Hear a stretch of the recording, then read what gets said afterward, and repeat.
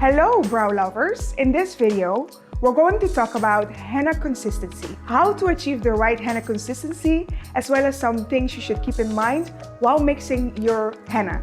The right mixture of henna has a high influence on the success of the treatment, which is why it is very important to get it just right. Start by pouring 1 spatula or 0.25 grams of the measuring spoon full of henna into your mixing bowl. As soon as you pour the powder in, you will notice a few white balls in between the powder. These are nothing but seeds of the henna, since the henna is a natural plant. Pour 10 to 20 drops of the Eucalyptus Color Developer into the henna powder and start mixing using the angled brush. Lighter colors tend to need more developer than darker colors.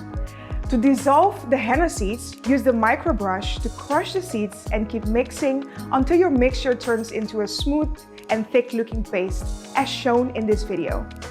If the henna doesn't look smooth, add a few extra drops of Eucalyptus Color Developer and keep mixing.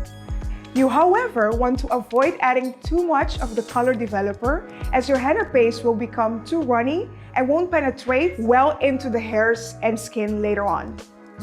After you've achieved the right henna mix, leave the henna for 5 minutes so the paste can oxidize and develop to avoid getting that green or yellow outline at the end of your treatment. That's it, brow lovers! By following these steps, you can create the perfect henna mix, which will lead to beautiful brow henna results.